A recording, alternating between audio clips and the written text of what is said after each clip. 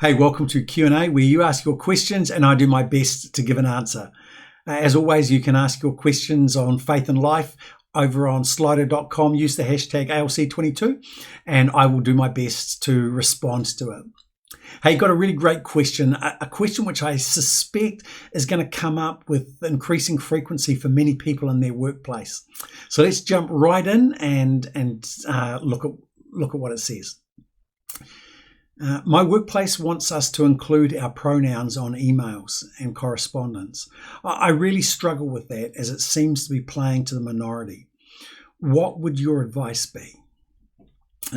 Well, it's a valid question, and it's certainly I'm aware that this is coming up more and more for people, especially here in Wellington, with civil servants, government departments becoming more wanting this to happen more and more and more. I agree with you that it is playing to minority, a very vocal minority, but still a minority, a very small minority, single figures when we talk about percentages, but sadly very, very vocal. And I don't think it's going to go away in a hurry. I do think more government departments, more employers are going to sort of go down this road. So what would my advice be? Well, right up the front, let me just be totally transparent with you. I don't use people's personal pronouns, but their preferred pronouns if they are using them inappropriately. I'm just not going to do that. And before you either high five me or jump all over me, you need to understand why, because that's really the critical thing. It's not just that I'm being dogmatic about it.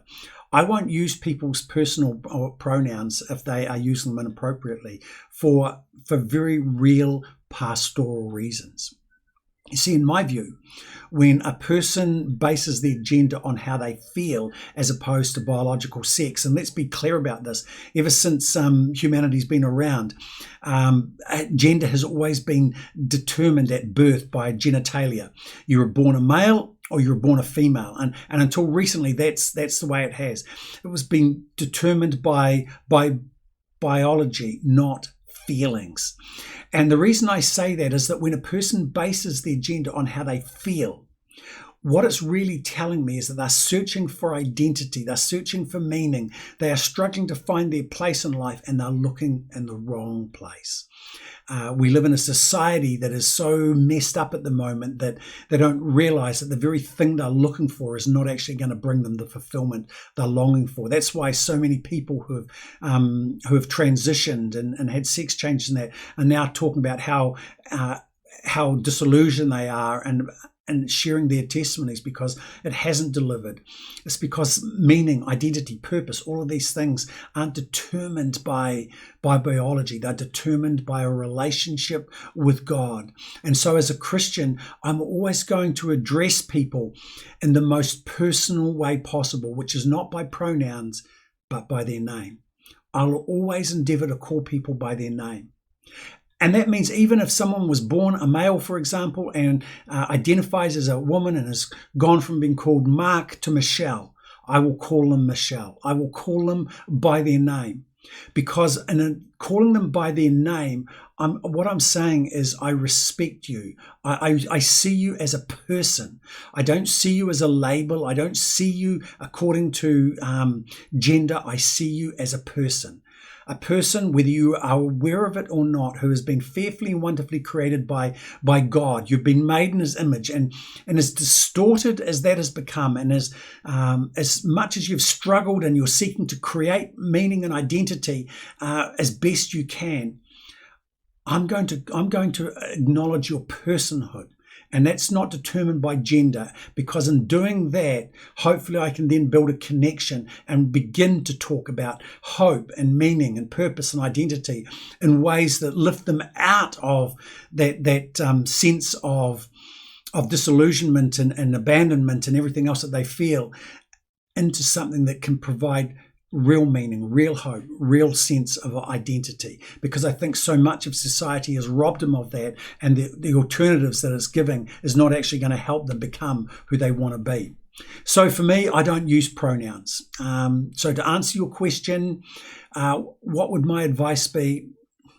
I wouldn't list mine if I was asked to. I wouldn't put down he, him. Not because it's not true, but because, number one, I don't want to be known by my gender. I want to be known as me, by my name. Also, I don't want to somehow be seen to normalizing the gender confusion that people are under. So that's why I would not do it. I would push back against it. I would say to my manager, to my employer, I don't want to use pronouns because my pronouns don't define me. I am defined by who I am as a person. My name defines me, so to speak. So I will call anybody by their name, and just as they will call me by my name. And I'll respect anybody regardless of how they see themselves as a person. But I'm not going to define them by gender, by pronouns or anything like that. I will use their name, whichever name they want to be known by, because they are much more than just a gender, than a pronoun. Now, if my job required me to list them, at that point then I think you've got to discern for yourself what God might be saying in that context. So for example, I would be saying, God, is this going to create, if I do this, is it going to create an opportunity to bear witness to the truth and not just be seen to be ticking a box and playing the game in order to make other people feel good? Because I think that in the workplace so often this is being driven because the minority want other people to list them, so they are seen to be identifying with their sense of their struggle to find meaning and identity, rather than, and normalizing that, rather than the other person being made aware that actually you're struggling, but you're just looking in the wrong place. So I would push back against it, and I suspect most people, it's not going to create an opportunity to be a witness to the truth. So that would be a red flag for me. Another thing that I would do, asking God, is, God, if my job depended on this, I'd be saying, Lord, is this where you want me now? Has my time here come to an end? Has my season here finished? Because remember, you are where you are, not to earn an income, but you embody Christ, you represent him. So you're reflecting him. You're building bridges, you're engaging people. You are a hope carrier in your workplace. And so the question becomes, is if the only way to be there is to play into this game, my question to God is it time for me to move, or do you want me to stay? And I would have that conversation. If I felt God wanted me to stay, I'd go back to what I said earlier and have the conversation. Look, I don't have a problem. If people want to use pronouns, that's fine. But I'm going to call them by name, because their pronoun doesn't label them. It's a label. It doesn't define them. Just the same as mine don't define me. I want to be known by my name, and therefore I will call others by their name. And I'd have that conversation. And I would just push back against it like that. So my advice is to pray. My advice is to ask God, is it time to move on? Lord, how do you want to proceed in this?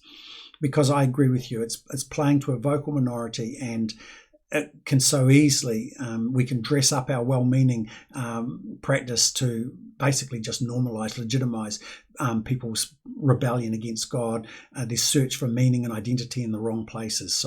And I don't want to do that. So there you go. That's my thoughts. I'd be really interested to hear your thoughts. Love for you to post your thoughts in the comments below. But that's it for now. Until next time, God bless.